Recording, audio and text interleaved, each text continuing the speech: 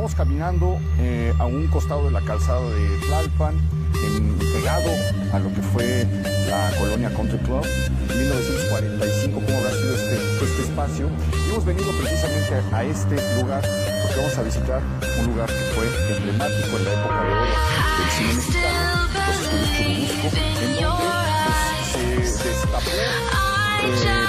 al que se vivieron los años de consolidación de lo que conocemos como la época de oro del cine mexicano, que había comenzado en 1933, pero que en 1945, cuando se inauguran los estudios, alcanza, pues que están dando precisamente en su momento de mayor esplendor. Me dejan que te interrumpa, porque mira nada más 5 películas que presentaban, ¿no?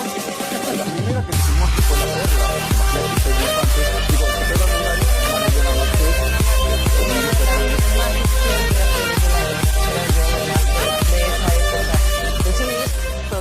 basada en un cuento de John Steinbeck, una película perfecta que le valió su primer Globo de Oro a Gabriel Figueroa. En la fotografía ya se había consolidado ese ¿cómo decirlo?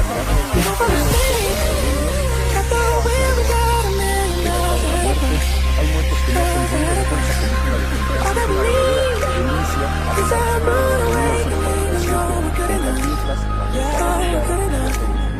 Say go through the darkest of days, having some heartbreak away. Never let you go, never let me down. Oh, it's been a hell of a ride, driving the edge of a night. Never let you go, never let me down. Don't you give up, nah, nah, nah. I won't give up, nah, nah, nah. Let me love you, let me love you. Don't you give up, nah, nah, nah. I won't give up, nah, nah, nah. Let me love you, let me love you.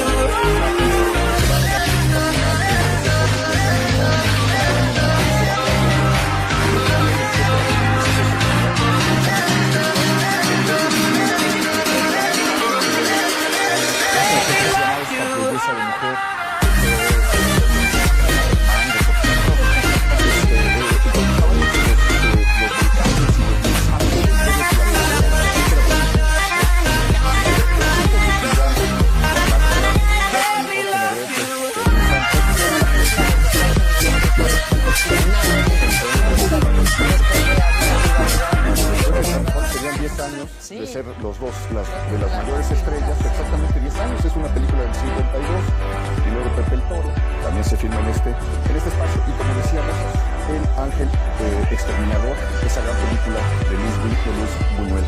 En un momento, mi querida Jimena, en el que se estaba produciendo en México cerca de 150 películas por año.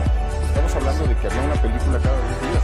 No, y además, bueno, era en efecto, como para poner un poco en contexto, hay que recordar finalmente que México vive un esplendor tremendo justamente en esa época con respecto a su cinematografía por diferentes razones. La primera, pues había una Segunda Guerra Mundial que obligó, digamos, a países que eran focos importantes cinematográficamente hablando a descender su producción como bolivianismo, porque bueno, estaban enfocados en armamento, etcétera, y evidentemente varias de las cinematografías europeas. Por lo tanto, México no solamente se permite crecer dentro de su país, sino que en ese momento empieza a exportar sus películas hacia otros países, y esto permite que de alguna manera cada vez se haga más poderosa y por supuesto además más bonante económicamente hablando la industria, lo cual pues va generando por supuesto que se hagan más y más películas.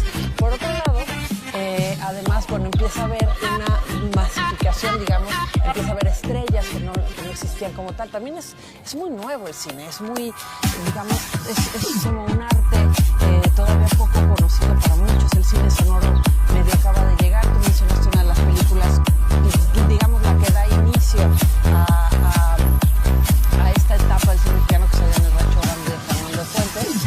Y en esa época, pues como tú dices, había unos estudios, los estudios América, donde se hacían muchas de estas películas, pero ya no daban abasto, ya no eran suficientes como para todo lo que se estaba haciendo, y se piensa entonces, muy cercanos, porque están muy cerca de aquí, hacer otros estudios más grandes, con mayor tecnología, con mayores espacios, y se crean los estudios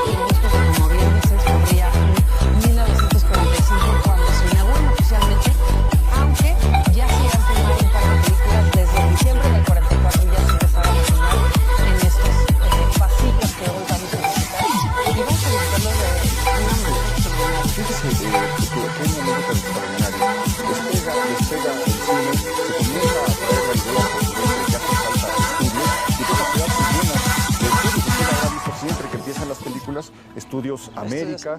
Bueno, esos son los más recientes. Ahí ya se filmaron de la India María de Vicente Fernández. Ya no fueron propiamente de la época de oro. Sí, porque son filmados 57 Azteca, para acá. Eran Azteca, tienes toda la razón. No, América. Azteca son de 1937. Gabriel García Moreno los lanza, los estudios Azteca. ¿Estos dónde cree que estaban? Donde ellos Radio Fórmula, en Avenida Coyoacán y Universidad. Todavía queda un pequeño espacio de donde estuvieron los estudios Azteca y donde se lanzó, por ejemplo, la figura de Sara García. Es la estrella de esos estudios. Se hace los estudios Tepeyac, donde se graban Los Olvidados, en 1946, donde Ismael Rodríguez y Pedro Infante se encuentran y donde se hacen la serie de películas más notables del dueto Rodríguez-Infante, que son La Oveja Negra, No desearás a la mujer de tu hijo, Los Tres Huastecos, etcétera, se hacen en ese lugar. Y luego otros estudios que fueron importantísimos, que son los estudios Plaza de 1935, donde se filma, por cierto, Vámonos con Pancho Villa. Yo digo que ahí es donde arranca la época de oro. Claro, además hay que recordar que es una época en donde el cine sonoro está llegando. O sea, hasta entonces ya empezaba desde los años antes, pero hasta entonces prácticamente el cine era mudo, se musicalizaba en vivo, digamos, con los instrumentos en vivo.